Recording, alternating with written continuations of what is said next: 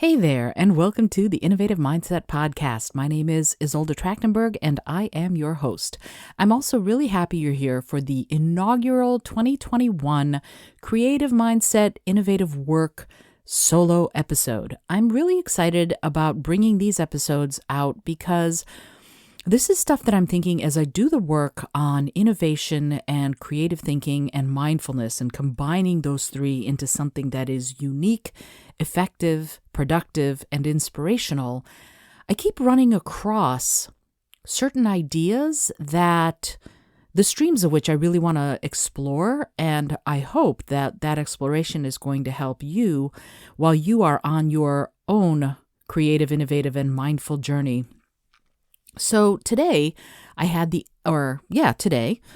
absolute pleasure of interviewing Rob Greenlee, who is the Vice President of Content at Libsyn, which is one of the key podcasting platforms out there.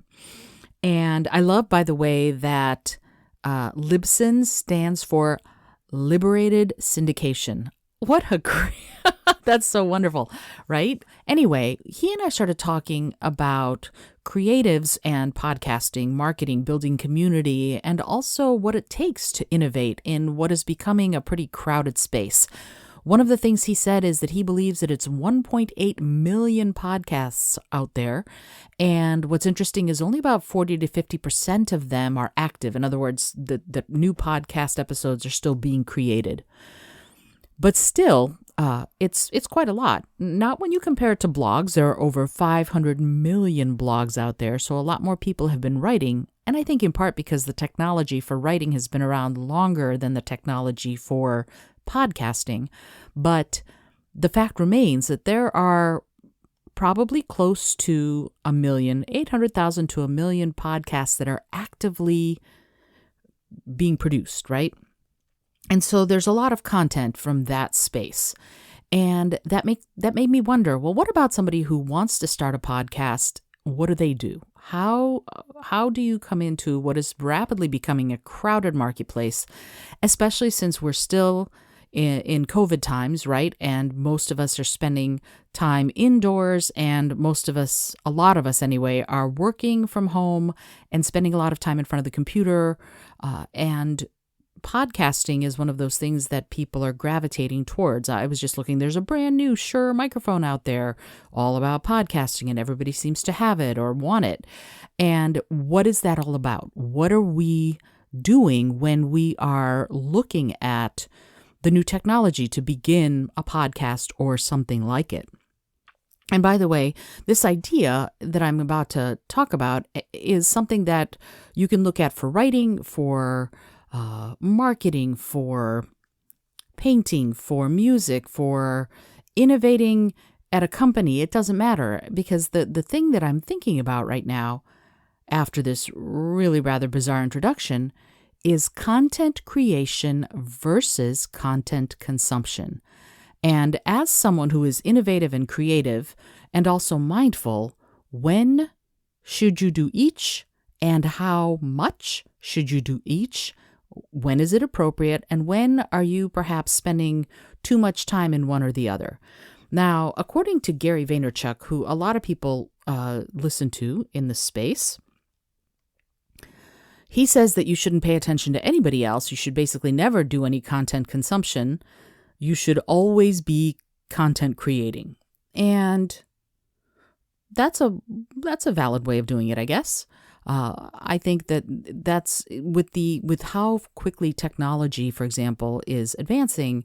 Often you have to spend time consuming content to learn the latest what's what. So there are times when, even if you are focusing on content creation, that you're going to need to go learn how things are working. There's a new app right now out there that seems to be the hottest thing, called Clubhouse, which is an all audio interactive format. And that app is something that a lot of people are trying to get into, and you have to be invited and all this other stuff. And full disclosure, I'm waiting to get my invitation. I hope it comes. But the point is that it's the latest and greatest, and I really don't know anything about it. I'm going to explore it if and when I get invited to go in. So there's a lot of tech and a lot of the what is the word? Oh yes, the learning curve is going to be kind of steep for someone like me. I don't know the platform at all. But the point is that even though I'm mostly a content creator, I do spend time consuming content.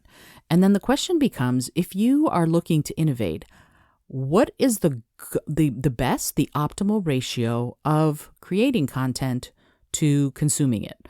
And if you have a thought on that, I'd love to hear from you, because there's something really powerful about creating content that is all yours, writing a blog post, or writing a book, or writing music, or singing, or playing an instrument, or innovating a new way for your company to do something, just being open to possibilities, right? So on that level, creating content becomes really important, whether or not you're going to publish it, whether or not it's going to go up on your blog or your podcast or your vlog, or on any number of the social media platforms, Instagram, Facebook, TikTok, Clubhouse, all of those.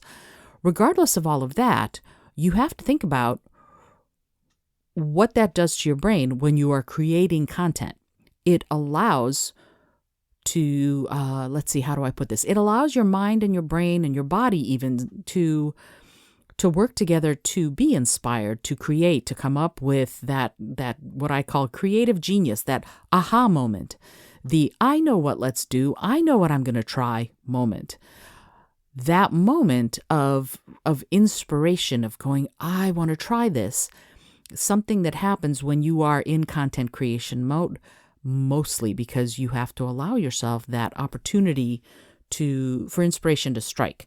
And if you are being mindful about it, then you are in a place where your mind is available to inspiration. That's the whole point to me of mindfulness, is that you're not a tabula rasa, you're not a blank slate, but you are more open to inspiration. On the other hand, you can look at it like this.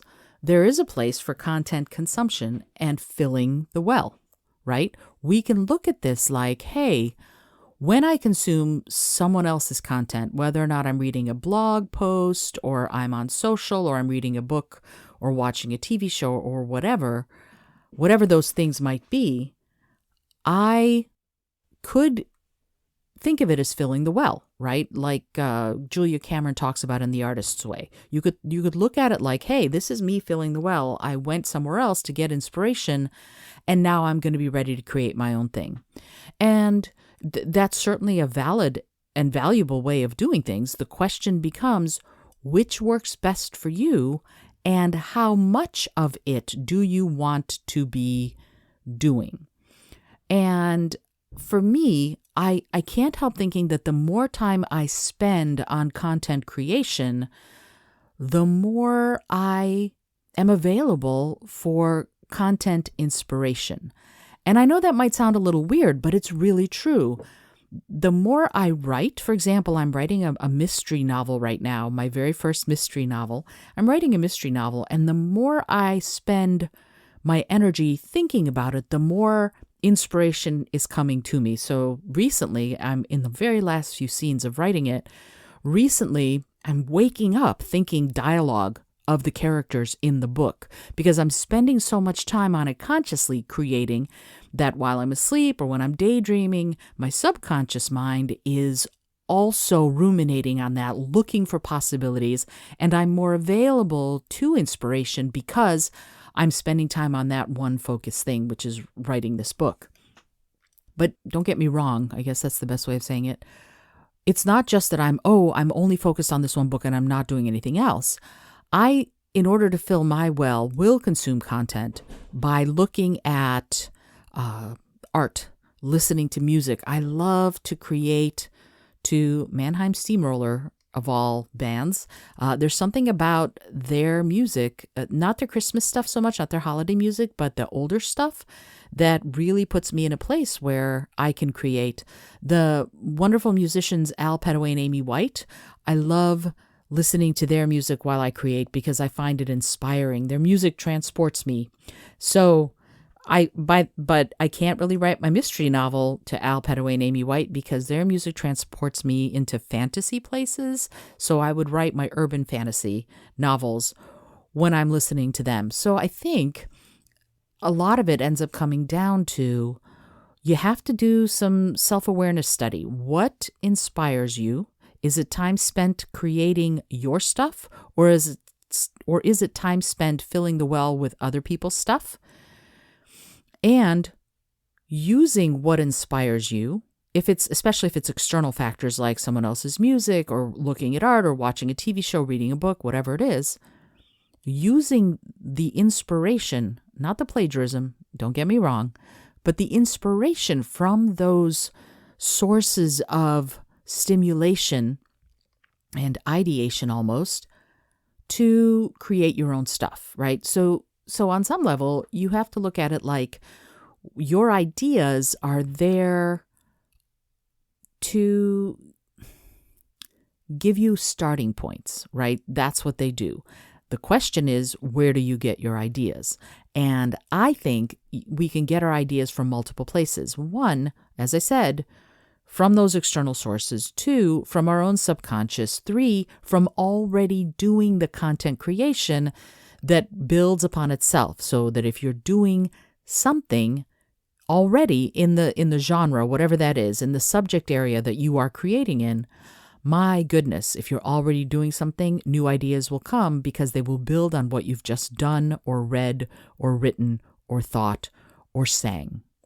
So I want you to think about that idea for yourself. If you're going to be innovating or creating and or developing a mindfulness practice within this year, the whole New Year's resolution thing, if you're going to be doing that, I want you to be thinking about how much time you spend creating your own stuff versus consuming what other people have done before you.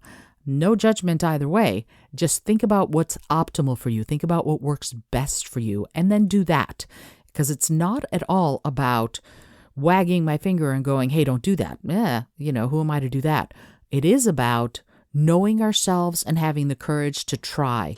And that's another part of this. And I think that'll probably be next week's episode about what it means to have the courage to try to do that content creation that I'm talking about. Whether you're writing a blog post or snapping an Instagram snap or doing a TikTok, it doesn't matter. On some level, it takes courage to get out there. And I think that part of ourselves is something we don't really pay attention to. So maybe we'll do that next week when I talk more about creating, innovating, and being mindful, and how those trends can come together into one new beautiful thing. Until next time, I would love to invite you to think about that. And if you have questions or if you have thoughts or comments, I'd love to hear from you. You can find me anywhere. I'm at Isolde T on Twitter and LinkedIn and Instagram. You can find me at any of those three at any time. I'd love to hear from you.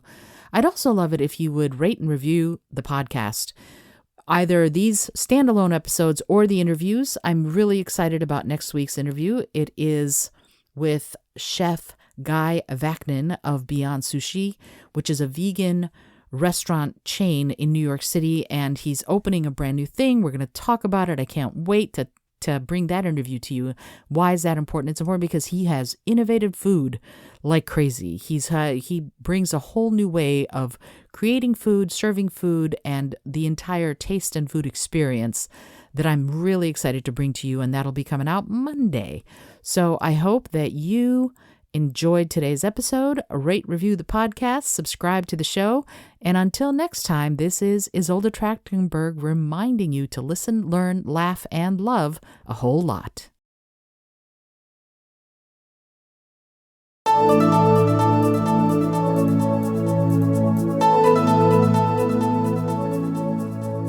Thanks so much for joining me today. I really appreciate you being here. Today's episode was produced by Isolde Trachtenberg and is copyright 2020. As always, please remember this is for educational and entertainment purposes only. Past performance does not guarantee future results, although we can always hope. Until next time, this is Isolde Trachtenberg, and I send you all of my love.